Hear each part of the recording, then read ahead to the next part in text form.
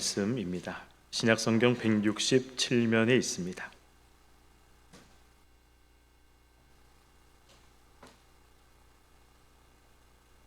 신약성경 167면 요한복음 12장 12절에서 16절까지의 말씀을 교독하도록 하겠습니다. 그 이튿날에는 명절에 온 큰 무리가 예수께서 예루살렘으로 오신다는 것을 듣고 종려나무 가지를 가지고 맞으러 나가 외치되 호산나 찬송하리로다 주의 이름으로 오시는 이 곧 이스라엘의 왕이시여 하더라. 예수는 한 어린 나귀를 보고 타시니 이는 기록된 바 시온 따라 두려워하지 말라. 보라 너의 왕이 나귀 새끼를 타고 오신다 함과 같더라. 함께요. 제자들은 처음에 이 일을 깨닫지 못하였다가 예수께서 영광을 얻으신 후에야 이것이 예수께 대하여 기록된 것임과 사람들이 예수께 이같이 한 것임이 생각났더라. 아멘. 네, 우리 좌우에 있는 분들과 인사 한번 하도록 하겠습니다. 제가 특세라고 하면 우리 좌우에 있는 분들과 함께 개근합시다. 네, 이렇게 인사하시면 됩니다. 자, 특세 개근합시다. 네, 우리 특세 꼭 개근하시기 바랍니다. 특세 선물을 어떤 걸로 준비를 할까 우리 기획팀하고 많이 고민을 하다가 우리 머그컵에 우리 특세 주제 문구와 이제 날짜를 새겨서 개근 선물로 하면 좋겠다라는 생각이 들었습니다. 해외 여행을 가면 그 스타벅스 컵을 모으시는 분들이 계시더라고요. 네, 그것처럼 우리도 이제 이 특세 주제 문구가 새겨진 이 머그컵을 이제 모아 두시면 또 좋은 신앙의 추억으로 남지 않을까 생각을 합니다. 네, 꼭 우리 개근하셔서 우리 함께 은혜 받으시기를 바랍니다.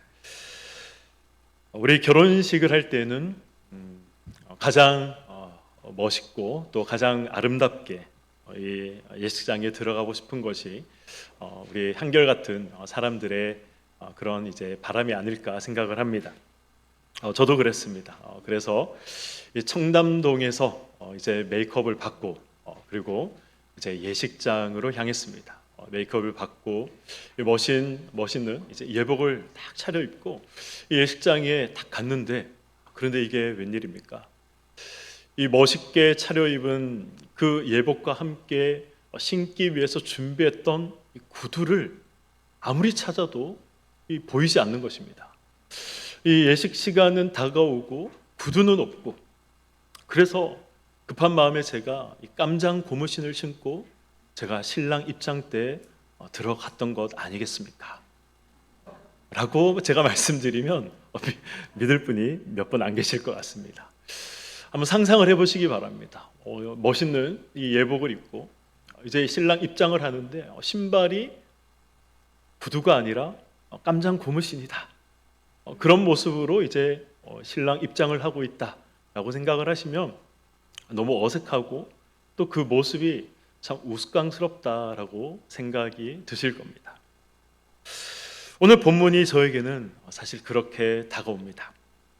예수님께서 예루살렘에 입성하실 때 그 모습이 제가 볼 때는 참 우스꽝스럽고 그리고 또 다소 참 어색하다라는 그런 생각을 하게끔 만드는 그러한 장면이 예수님께서 이 예루살렘에 입성하실 때 모습이 아닐까 생각을 합니다.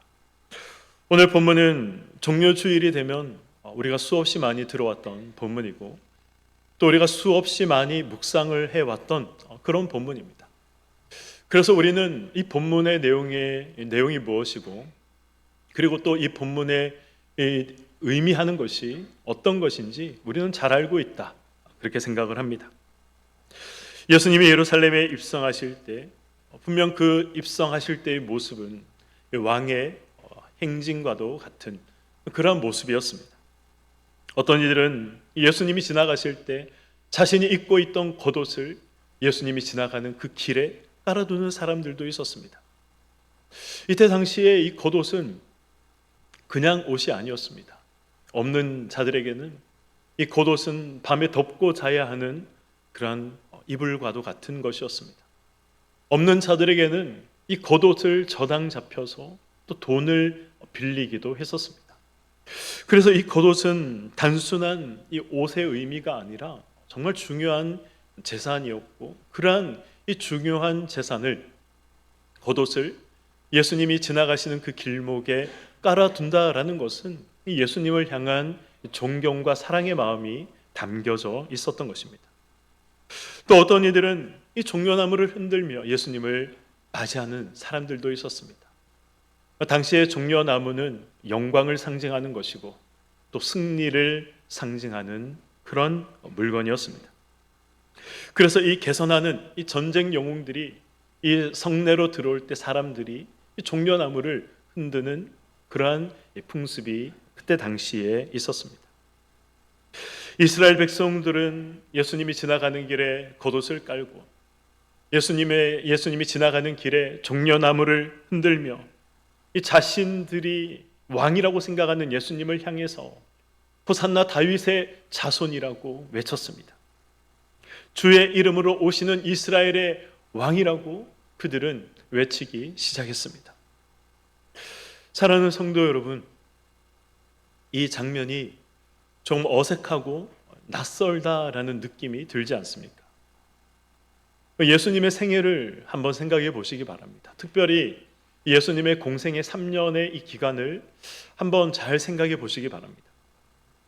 이 마가복음 7장을 보시면 예수님께서 이 갈릴리에서 이 에바다라고 하시면서 이 귀먹고 말 더듬는 자를 고쳐주시는 장면이 기록이 되어 있습니다. 이 귀먹고 말 더듬는 자를 고쳐주시면서 그리고 또 그러한 모든 모습들을 지켜보는 그러한 자들에게 예수님께서 어떤 말씀을 하셨는지 아십니까? 내가 행한 이 모든 일들, 너희들이 본 이 모든 것들을 아무에게도 말하지 말아라 라고 말씀하셨습니다. 마태복음 16장을 보시면 예수님께서 제자들에게 이렇게 묻습니다. 사람들이 인자를 누구라 하느냐? 그랬더니 베드로가 놀라운 고백을 하죠. 주는 그리스도시요 살아계신 하나님의 아들입니다 라는 고백을 그때 하게 됩니다. 그래서 예수님께서 이 고백을 들었던 모든 제자들에게 어떤 말씀을 하십니까? 자신이 그리스도라는 사실을 아무에게도 말하지 말라라고 경고하셨다라고 성경은 기록하고 있습니다. 그리스도라는 말의 의미가 무엇입니까? 기름 부음 받은 자라는 의미도 있지만 구원자, 구세주라는 의미가 있습니다. 히브리어로는 메시아라고 불리기도 하죠. 오늘 이 예수님께서 예루살렘 성에 입성하실 때 수많은 사람들이 나와서 호산나 호산나라고 외칩니다. 호산나의 의미는 지금 우리를 구원하소서라는 의미입니다. 예수님은 지금까지 자신이 그리스도임을, 메시아임을, 세상을 구원할 자임을 예수님은 밝히지 않으셨습니다. 예수님께서는 수많은 기적들을 행하셨지만 그러나 그 기적을 통해서 자신이 칭송받거나 높임받는 것을 예수님께서는 원하지 않으셨습니다. 그래서 이 기적을 본 사람들에게 그리고 또 주는 그리스도시다라고 고백한 그리고 그 고백을 들었던 제자들에게 이 사실을 알리지 말라라고 말씀하셨던 것입니다. 그런데 이 예루살렘 입성하실 때에는 사뭇 다른 모습을 지금 예수님께서 보이고 계신 것이죠.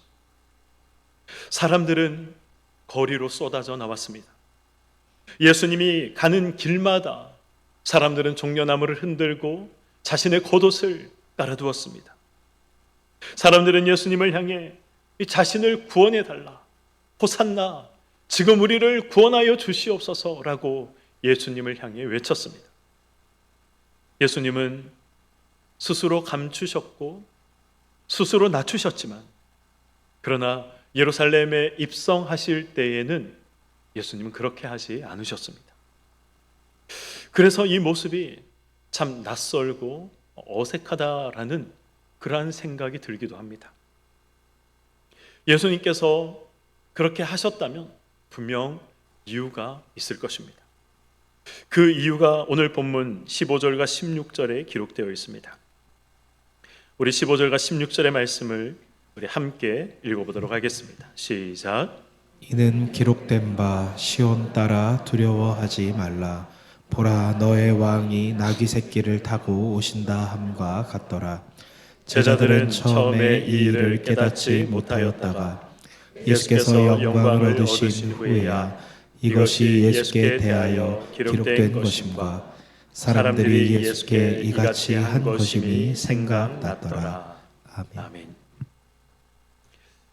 이 15절과 16절에 계속해서 반복되어서 사용되고 있는 그러한 표현 하나가 있습니다.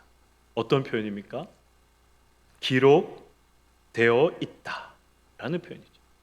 15절에도 보면 기록되어 있다, 16절에도 기록되어 있다라고 말씀하고 있습니다. 기록되어 있다, 바꾸어 말하면 예언되어 있다라는 말씀입니다. 예수님께서 예루살렘에 입성하실 것이고, 예수님이 예루살렘에 입성하실 때 수많은 사람들이 예수님을 환영하고 칭송할 것이다 라는 이러한 사실들이 이미 기록되어 있다, 이미 예언되어 있다라고 말씀하고 있는 것입니다. 이 모든 일들이 어디에 기록되어 있습니까? 스가랴 9장 9절의 말씀입니다. 시온에 따라 크게 기뻐할지어다, 예루살렘에 따라 즐거이 부를지어다. 보라 내 왕이 내게 임하시나니 그는 공의로우시며 구원을 베푸시며 겸손하여 나귀를 타시나니 나귀의 작은 것 곧 나귀 새끼니라. 아멘. 성경이 예언하셨고 성경이 약속하셨기 때문에 예수님께서 그렇게 하신 것입니다. 심지어 나귀의 작은 것, 곧 그 나귀 새끼를 타고 메시아가 오실 것이다 라는 그 예언까지 예수님은 모두 이루셨던 것입니다. 그러나 예수님을 왕으로, 예수님을 메시아로 외치며 열렬히 환영하던 이 사람들이 몇 날이 못 되어서 다 예수님께 등을 돌리게 됩니다. 우리는 이런 사람들의 모습을 보면서 아니 어떻게 그럴 수 있나, 그렇게 열렬히 뜨겁게 예수님을 환영하고 소중한 겉옷까지 벗어가며 예수님이 가시는 길에 깔아두었던 사람들이 어떻게 1년도 아니고 한 달도 아니고 한 주도 아니고 단 며칠 만에 이렇게 예수님을 향해서 등을 돌릴 수 있나, 그렇게 우리는 생각할 수 있습니다. 그러나 민심이란 그런 것이죠. 요즘 우리도 그런 민심을 보고 있지 않습니까? 총선을 앞두고 매주마다 이 정당 지지도가, 지지율이 이제 매스컴을 통해서 발표되고 있습니다. 3월 첫 주만 하더라도 서울에 이 여당의 지지도가 야당의 지지도를 압도했었습니다. 그런데 한 주 지나서 3월 둘째 주에 어떻게 됩니까? 이 여당의 지지도가 이 바닥을 치죠. 야당이 추월하게 되는 것을 우리가 보지 않았습니까? 하루아침에 돌아설 수 있는 것이 사람의 마음인 것입니다. 예수님을 찬송하고 기뻐하며 맞이했던 사람들이 이 빌라도의 법정에서 바라바를 놓아주고 예수님을 십자가에 못 박아라, 예수님을 대신 죽여라, 그렇게 외쳤던 이유가 무엇입니까?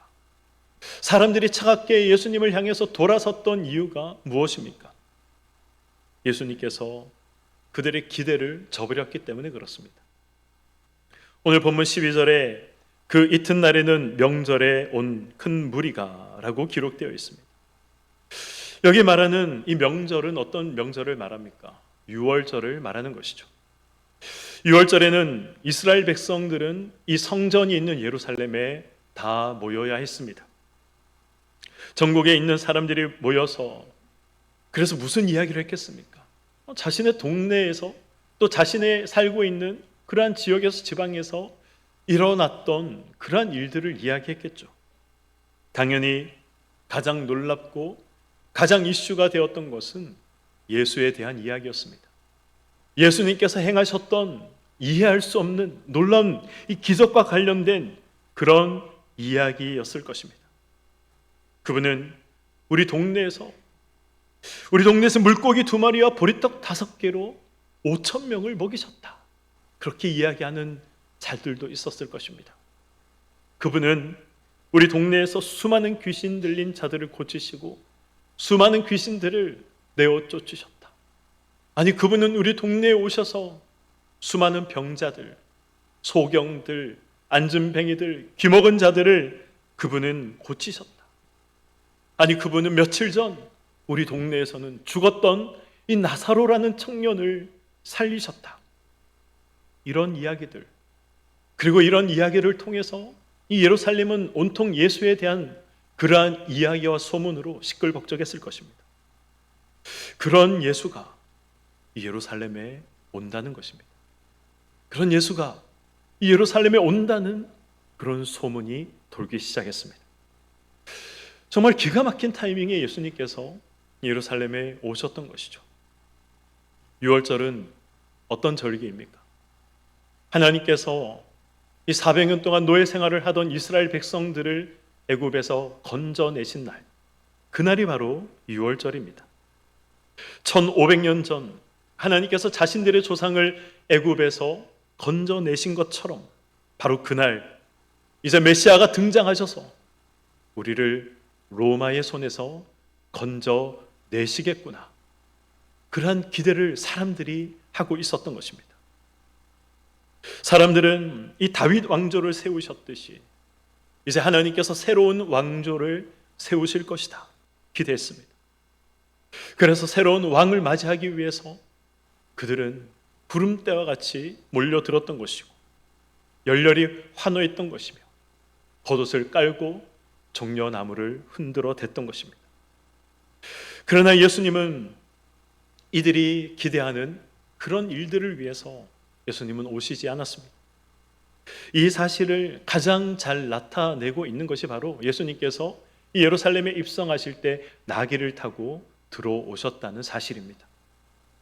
신명기 17장을 보시면 예수님께서 하나님께서 왕에게 주시는 그러한 명령들이 구체적으로 기록이 되어 있습니다. 무엇을 하지 마라, 무엇을 하라 라는 그런 명령들이 이 신명기 17장을 보시면 기록이 되어 있죠. 이 17장 16절에 보면 하나님께서 왕에게 이런 명령을 내리십니다. 그는 병마를 많이 두지 말 것이요 병마를 많이 얻으려고 그 백성을 애굽으로 돌아가게 하지 말 것이니 이는 여호와께서 너희에게 이르시기를 너희가 이후에는 그 길로 다시 돌아가지 말 것이라 하셨음이며. 지금 이 신명기 17장 16절은 어떤 말씀을 이야기하고 있습니까? 병마를 많이 두지 말라. 개역 한글 성경을 보시면 병마가 아니라 말로 번역되어 있습니다. 말을 많이 두지 말아라. 원어 성경에도 말로 번역이 기록이 되어 있습니다. 우리가 고대 이 전쟁사를 서술하는 그러한 기록들을 보시면 이런 표현들이 있습니다. 적의 말 발굽에 전 국토가 초토화되었다, 황폐하게 되었다, 뭐 이런 기록들을 아마 보신 분들이 계실 것입니다. 말이라는 것은 단순한 동물이 아니죠. 말은 이 전쟁 물자였고 전쟁을 위해서 반드시 필요한 아주 중요한 전쟁의 도구였습니다. 하나님께서 이렇게 중요한 말을 많이 두지 말아라 라고 말씀하신 이유가 무엇입니까? 다른 것, 다른 힘을 의지하지 말라는 것이죠. 너희들은 나를 의지해라. 말을 의지하지 말고, 군사력을 의지하지 말고, 세상의 힘을 의지하지 말고 너희들은 나를 의지해라. 이것이 이스라엘 백성들에게 주신 신앙의 아주 중요한 원리였습니다. 이 신앙의 핵심 원리는 오늘을 살아가는 우리에게도 동일하게 적용되는 것입니다. 그래서 시편의 기자는 이런 고백을 합니다. 시편 20편 7절의 말씀 우리 함께 읽어보도록 하겠습니다. 시작. 어떤 사람은 병거, 어떤 사람은 말을 의지하나 우리는 여호와 우리 하나님의 이름을 자랑하리로다. 아멘. 이 말이 상징하는 것은 힘이고, 말이 상징하는 것은 권력이고, 말이 상징하는 것은 전쟁이었습니다. 그러나 지금 예수님은 나귀, 그것도 아주 어린 나귀의 새끼를 타고 입성하셨습니다. 예수님은 전쟁을 위해서, 정복을 위해서, 어떤 세력을 전복시키기 위해서 오신 것이 아니다라는 것을 지금 이 나귀를 타고 입성하시는 것을 통해서 사람들에게 말씀하고 계셨던 것입니다. 그렇다면 이 나귀가 상징하는 것은 무엇입니까? 성경에서 나귀는 평화를 상징하는 동물로 등장합니다. 그러나 이 예수님께서 나귀를 타고 입성하신 것은 이 예언의 성취, 기록된 말씀의 성취를 보여주는 명확한 증거로 등장하고 있는 것이죠. 우리 조금 전에 읽었던 스가랴 9장 9절 말씀을 우리 다시 한번 보도록 하겠습니다. 우리 9장 9절의 말씀입니다. 시온에 따라 크게 기뻐할지어다. 예루살렘에 따라 즐거이 부를지어다. 보라, 내 왕이 내게 임하시나니 그는 공의로우시며 구원을 베푸시며 겸손하여서 나귀를 타시나니 나귀의 작은 것 곧 나귀 새끼니라. 아멘. 왕이 오신다고 합니다. 그 왕이 오셔서 어떤 일을 하실 것이다, 어떤 일을 하신다라고 말씀하고 있습니까? 구원을 베푸신다라고 말씀하고 있죠. 로마를 정복하거나 어떤 세력을 전복시키기 위해서 예수님께서 오시는 것이 아니다. 예수님께서 오시는 이유는 구원을 베풀기 위해서 오시는 것이다. 그 상징으로 말이 아니라 바로 나귀의 새끼를 타고 지금 입성하시는 것입니다. 우리는 예수님이 겸손해서 이 말이 아니라 나귀를 타고 들어오셨다, 그렇게 생각합니다. 그리고 우리의 생각은 다 여기에 묶여 있습니다. 우리 예수님은 너무 겸손하셔서 말이 아니라 나귀, 그것도 나귀의 새끼를 타고 들어오셨다. 나도 우리 예수님처럼 겸손한 삶을 살아야지. 우리 예수님은 단 한 번의 반항이나 저항 없이 붙잡혀서 고난받으시고 십자가에 죽으셨다. 이 기간만큼이라도, 이 종려주일 그리고 이 고난주간만큼이라도 우리 주님의 그 십자가의 고난과 고통을 묵상해야지. 우리는 그렇게 생각하는데 그 이상을 잘 생각하지 못합니다. 물론 그런 생각과 마음은 너무나도 중요합니다. 그러나 그 이상의 깊은 의미가 있다는 것도 우리는 생각할 수 있어야 됩니다. 사랑하는 성도 여러분, 이 스가랴의 예언이 2000년 전에 이 땅에 그대로 이루어졌다면 다른 예언 역시 그대로 이루어지지 않겠습니까? 이제 예수님에 대한 예언, 예수님에 대해서 아직 이루어지지 않은 예언은 어떤 예언이 있습니까? 계시록 19장 11절의 말씀입니다. 우리 함께 읽도록 하겠습니다. 시작. 또 내가 하늘이 열린 것을 보니 보라, 백마와 그것을 탄 자가 있으니 그 이름은 충신과 진실이라. 그가 공의로 심판하며 싸우더라. 아멘. 요한계시록 19장 말씀은 예수님께서 이제 이 땅에 오셔서 심판하시는 그 심판의 내용을 기록하고 있습니다. 예수님께서 마지막 때 무엇을 타고 오신다라고 말씀하고 있습니까? 백마를 타고. 예수님께서 마지막 때 심판하실 때에는 말을 타고 오신다, 그것을 말씀하고 있습니다.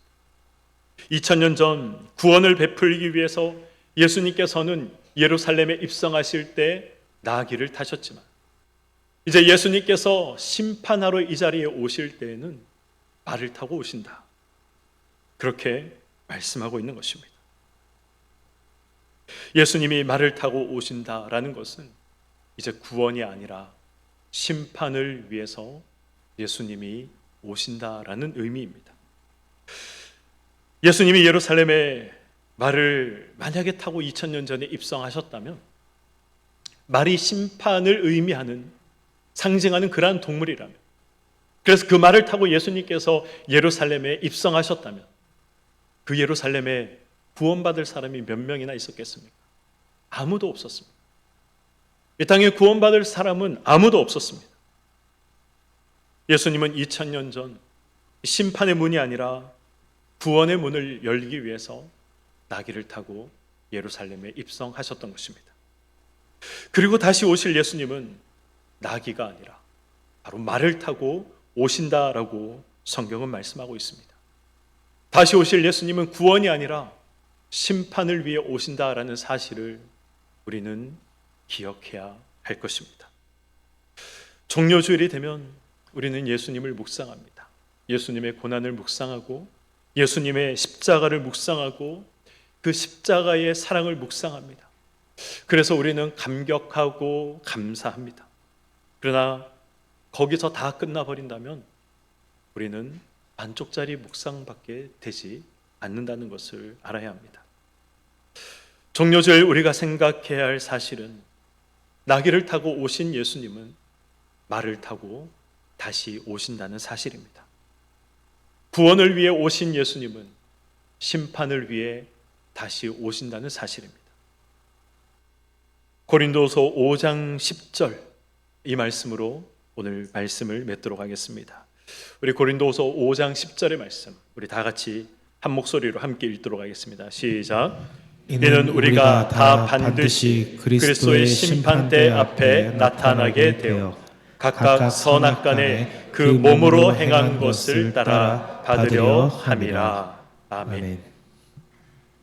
2000년 전 이 예루살렘 성에 나귀를 타고 오셨던 예수님은 이제 저와 여러분들이 살고 있는 이 도성에 말을 타고 다시 오십니다. 구원을 위해 오셨던 예수님은 이제 심판을 위해 다시 오십니다. 예수를 믿으면 심판대 앞에 서지 않는다, 그런 착각하는 분 계십니까? 말 그대로 착각입니다.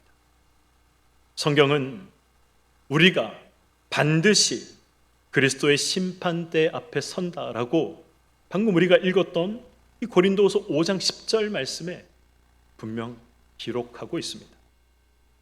그리고 우리가 행한 대로 보응받게 됩니다. 이것이 말을 타고 오실 예수님께서 하실 일들입니다. 오늘은 종료주일이고 이제 고난주간이 시작되었습니다. 예수 그리스도의 고난을 생각하며 가슴 아파하며 눈물 흘리며 감사하는 것 너무나도 중요하고 의미 있는 일입니다. 그러나 그 눈물만 흘리고 거기에 그치지 마시기를 바랍니다. 하나님께서 주신 말씀을 심령에 새기고 예수 믿는 자답게 살아가시기를 소망합니다. 말을 타고 오실 예수 그리스도를 기다리는 자답게 심판대 앞에 서야 할 날을 기억하는 자답게 그렇게 주님 앞에 살아가시는 저와 여러분의 삶이 되기를, 또 이 고난주간, 이 한 주간의 삶이 되기를 주님의 이름으로 간절히 축원드립니다. 아멘. 기도하겠습니다.